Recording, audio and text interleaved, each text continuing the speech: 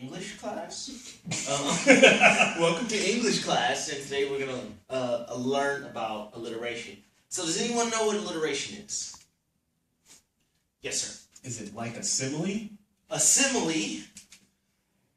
No, not quite. No, not quite. It could be, maybe, perhaps, if you're like Sandra Cisneros or somebody like that.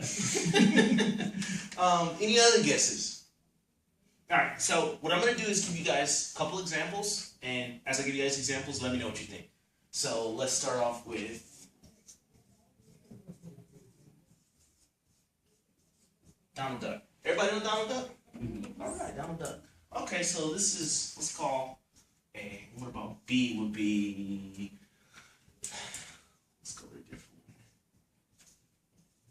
Minnie Mouse. And we're all familiar with Minnie Mouse and Donald Duck, right? Mm-hmm. So just based off two examples, can we start taking some stabs in the dark? If I were to say, these two names alliterate, what would you guys guess?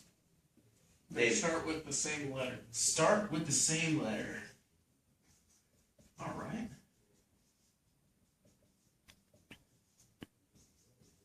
Any other guesses? David. They're both Disney characters. Both Disney characters. Okay.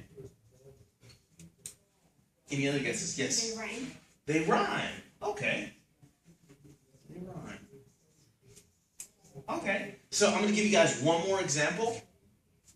Actually, I'm going to give you guys a bunch more examples. But let's just start off with one more and see if we can figure anything else out. So, what about if I were to say,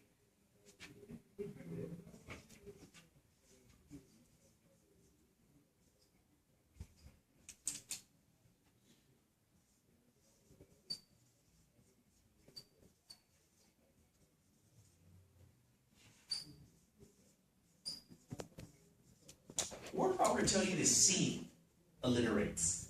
She sells seashells by the seashore. Now, can we alter our definitions to maybe eliminate some of our guesses? It's not a Disney character. It's not a Disney character, so we can, unfortunately, a lot of Disney characters do alliterate, but not these two. Okay, so we have left our starts with the same letter and rhyme, right? These all start off with the same letter. What about let's add to our little list.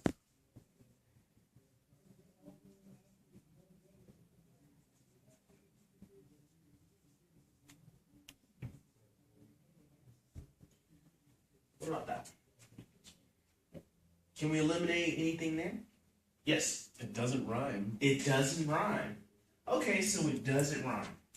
Okay, so just based off examples, I've given you guys two short ones and two little bit longer ones. If you guys sort of take a look at these examples, we will be able to say, hey, maybe alliteration is we start off with the same letter in each of our words that we're alliterating with. So Donald Duck, Minnie Mouse, all that, all C and all D. So we know about that. What about, is this, you guys agree with this definition? Yes. Okay, what about if I were to say something like, indeed? No, I'm gonna switch that one. So, we write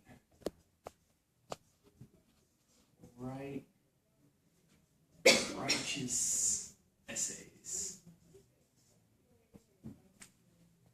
What would we say if I were to say this top one? I'll just label it E up top.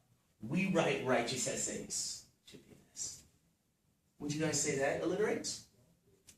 Yes. Yes. So our definition here isn't exactly on. We need to alter it a little bit. How can we alter it to make our definition a little bit more accurate? Closely related words are the same. Closely related. Give me a little bit more than closely related.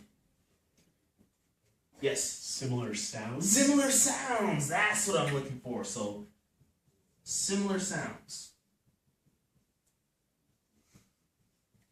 Okay, so based on all these examples, A through E, out of order, but A through E, we come up with a definition for alliteration. So, when words are alliterating, they begin with the same sounds. So Donald Duck, Minnie Mouse, Mickey Mouse, we write righteous essays. So it has to do with the beginning sound.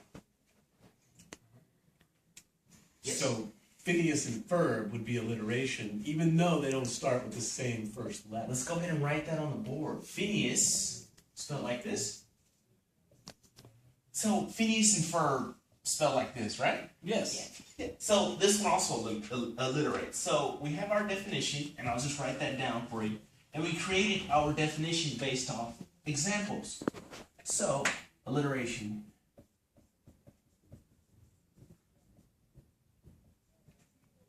Consecutive words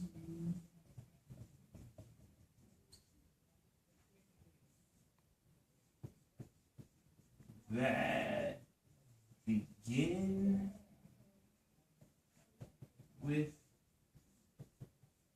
similar sounds.